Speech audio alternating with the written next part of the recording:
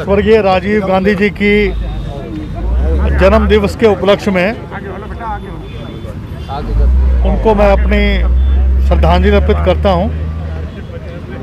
भूतपूर्व प्रधानमंत्री राजीव गांधी जी ने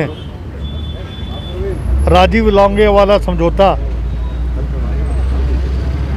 एक ऐसा जो हस्ताक्षर करवाए थे, उसके बलबूते पे और उसके आधार के ऊपर ही सुप्रीम कोर्ट ने हरियाणा को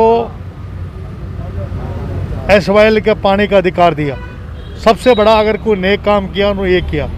दूसरा, आसाम के अंदर आसाम अकॉर्ड लेके आए और जिसकी वजह से आसाम के अंदर पूरे नॉर्थ ईस्ट में, नागालैंड में, मेघालय में, पूरे नॉर्थ ईस्ट में वहाँ पर शांति लाए। कंप्यूटर जो है, जिसके बारे में तमाम विपक्ष ये कहा करता था इससे बेरोजगारी आएगी, आज आप देख रहे हैं गुड़गांव, बेंगलोर, हैदराबाद, ये तमाम जितनी भी आपकी बड़ी बड़ी हमारी जो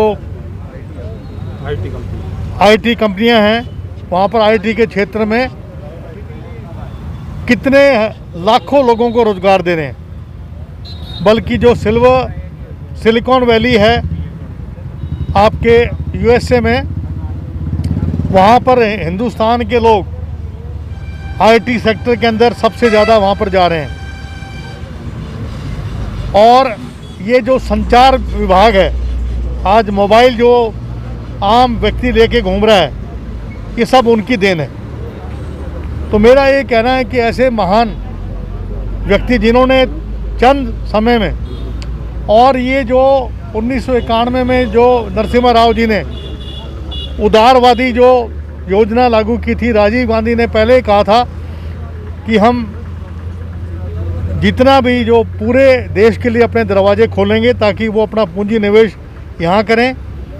आप देख रहे हैं यहाँ जितने भी रिटेल आउटलेट्स जो बाहर के आ रहे हैं, और जितना पूंजी निवेश विदेशी हुआ 91 से 96 में, उनकी सोच थी जिसको नरसिम्हा राव जी ने लागू किया। कैप्टन साहब, बीजेपी जिस तरीके से जन आशीर्वाद यात्राएं निकाल रही है, क्या कुछ प्रतिक्रिया है कांग्रेस की तरफ से? देखिए, अपनी झेप बटाने के लिए जिन लोगों ने इस देश को की आज़ादी के अंदर अंग्रेज़ों का साथ दिया था, कभी उनके नागपुर के अंदर कभी तिरंगा झंडा उन लोगों ने नहीं फहराया।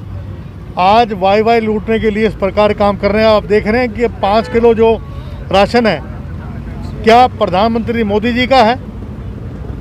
प्रधानमंत्री योजना के ऊपर उसमें प्रधानमंत्री की फ़ोटो भी लगी हुई है। ये इनकी जो है, केवल लोगों को गुमराह करने के लिए ऐसे काम करते हैं, वरना ये योजना देश की है।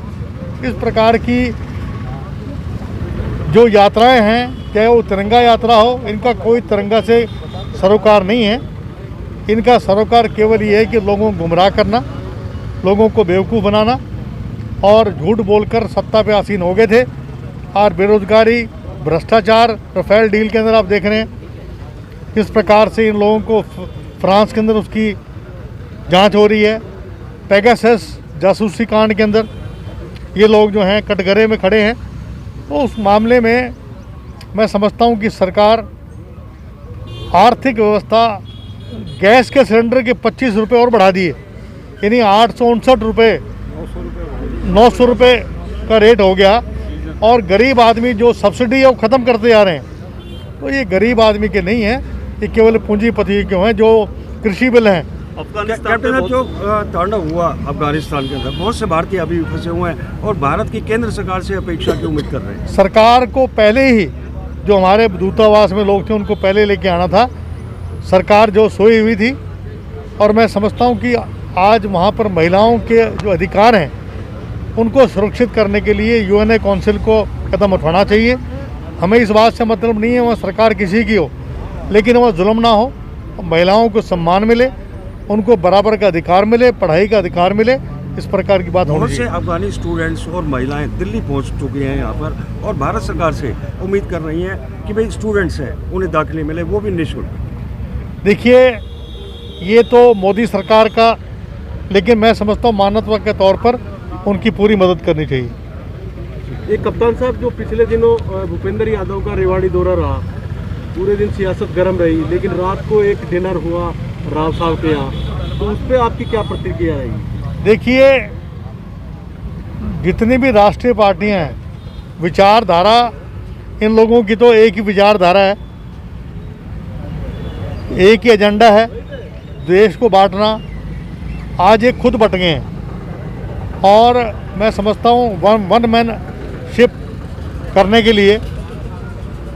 और भूपेंद्र जो यादव हैं वो जमालपुर से हैं, लेकिन ज़मीनी तौर पर उनका जो जितना आधार है उतना नहीं है। लेकिन राव इंद्रजीत सिंह के पास उपलब्धि के लिए कुछ भी नहीं है। ना यहाँ पर इन्होंने सैनिक स्कूल की बिल्डिंग पूरी करवाई, ना एम्स का काम पूरा हुआ, शुरू भी नहीं हुआ। आपके गुड़गांव में यूनिवर्सिटी नहीं बनी, कोटा झील का विस्तारीकरण नहीं हुआ, मेवात में यूनिवर्सिटी नहीं बनी, रेलवे लिंक ने यहाँ नहीं बना पाए। यहाँ पर जितना भी काम ये कह रहे थे मैं पेरिस बनाऊंगा, तो अभी 7.5 साल हो गए हैं। रेवाड़ी के अंदर कोई बड़ा अस्पताल नहीं बना पे, 200 बेड का हॉस्पिटल बनना था। यहाँ पर boys school, boys college, boys जो अपना कॉलेज है उसकी बिल्डिंग नहीं बनी आज तक। ज़मीनी स्तर के ऊपर राव इंद्रजीत ने कोई काम नहीं किया, उनके उपलब्धि के लिए कुछ नहीं है। इसलिए ये केवल ये चाहते हैं किसी तरीके से अपनी बात को ढककर और भूपेंद्र यादव को आगे कर दिया है। तो इनकी आपस की लड़ाई है, उसके लिए खुद निपटेंगे। एक अहिरवाल क्षेत्र से एक उनका अपना आंतरिक मामला है। भूपेंद्र यादव को एक अच्छा ओहदा दिया है, वो काम करके दिखाएं। अब यहाँ पर जितने भी जो लंबित काम है, अगर राव इंद्रजीत नहीं करा सके तो उनको करा के दें। डिनर डिप्लोमेसी जो है वो राव इंद्रजीत की कहीं राजनीतिक मजबूरी तो नहीं थी? नहीं, देखिए ऐसा है कि इनकी पार्टी है, हो सकता है ऊपर से कोई आदेश आए हों।